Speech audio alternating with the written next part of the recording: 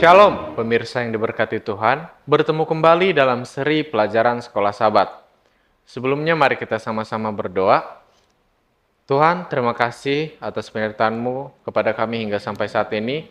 Pada saat ini kami akan sama-sama belajar Sekolah Sabat-Mu, kiranya kami dapat mengerti dan kami terapkan dalam kehidupan kami ya Tuhan. Berkatilah kami, dalam nama Yesus kami berdoa, amin.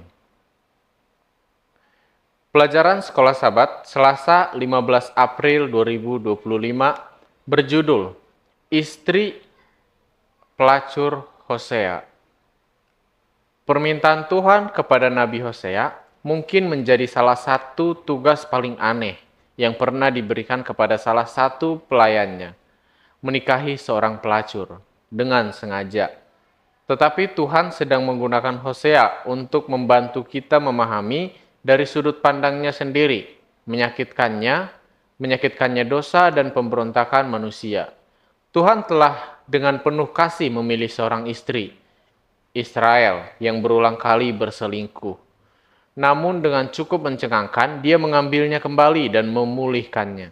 Bandingkan Hosea 1 ayat 2, Hosea 3 ayat 1, Wahyu 17 ayat 1 dan 2, dan Wahyu 18 ayat 1 sampai 4.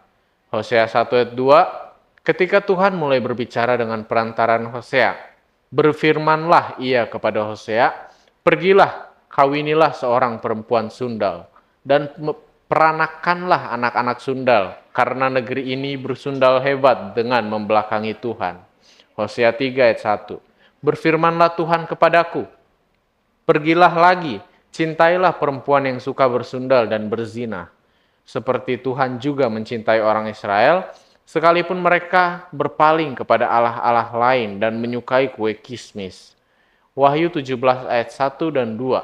Ayat 1, lalu datanglah seorang dari ketujuh malaikat yang membawa ketujuh cawan itu dan berkata kepadaku, mari ke sini, aku akan menunjukkan kepadamu putusan atas pelacur besar, yang duduk di tempat yang banyak airnya. Ayat 2, dengan dia, raja-raja di bumi telah berbuat cabul, dan penghuni-penghuni bumi telah mabuk oleh anggur percabulannya. Wahyu 18 ayat 1-4, ayat yang 1, kemudian daripada itu, aku melihat seorang malaikat lain turun dari sorga. Ia mempunyai kekuasaan besar, dan bumi menjadi terang oleh kemuliaannya. Ayat 2, ia berseru dengan suara yang kuat, katanya, sudah rubuh Babel, kota besar itu, dan ia telah menjadi tempat kediaman roh-roh jahat, dan tempat bersembunyi semua roh najis, dan tempat bersembunyi segala burung yang najis dan yang dibenci. Ayat 3, karena semua bangsa telah minum dari anggur hawa nafsu cabulnya, dan raja-raja di bumi telah berbuat cabul dengan dia, dan pedagang-pedagang di bumi telah menjadi kaya oleh kelimpahan hawa nafsunya. Ayat 4, lalu aku mendengar suara lain dari sorga berkata, pergilah kamu, hai umatku, pergilah daripadanya, supaya kamu jangan mengambil bagian dalam dosa-dosanya, dan supaya kamu jangan turut ditimpa malapetakannya. Apakah persundalan yang disebutkan di sini? Pelajaran apakah yang dapat dipelajari gereja Kristen dari cerita Hosea? Dengan cara apakah gereja mengulangi dosa-dosa perjanjian lama? Alkitab mengungkapkan bahwa kesalahan Israel dalam perjanjian lama sebagian besar akan diulangi oleh gereja perjanjian baru Kristus. Umat perjanjian Tuhan tersesat secara liar sebelum pembuangan mereka, membawa praktik-praktik penyembahan berhala dari bangsa-bangsa tetangga ke dalam umat perjanjian Tuhan. Pada awal abad keempat, Gereja Kristen merasakan satu potensi keuntungan merayu Kaisar Roma, Konstantinus, dan mengundangnya untuk mulai menyelesaikan perselisihan gereja.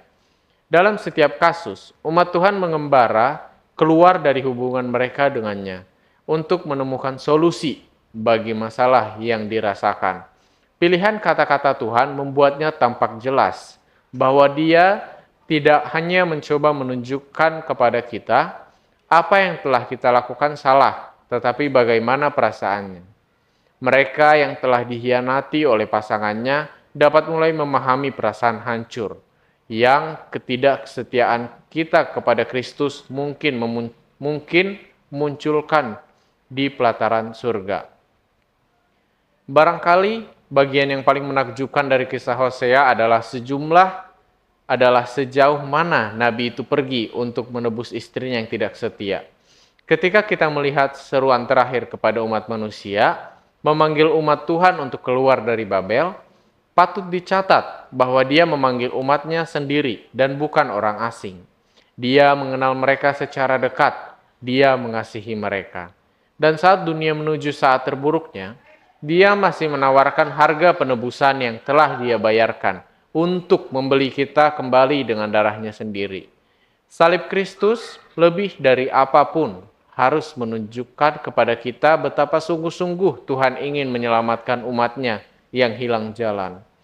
Apakah cara-cara sekarang ini di gereja manapun, bahkan gereja kita sendiri dapat melakukan perzinahan rohani? Tuhan memberkati. Mari kita sama-sama berdoa. Tuhan, terima kasih kami telah selesai mendengarkan, mempelajari sekolah Sabat-Mu. Kiranya kami dapat mengerti apa yang sudah kami pelajari ini. Berkatilah para pemirsa yang ikut belajar bersama-sama dengan kami. Berkatilah mereka dalam keseharian mereka, di dalam segala pergumulan mereka ya Tuhan. Ampunilah dosa kami, dalam nama Yesus kami berdoa. Amin.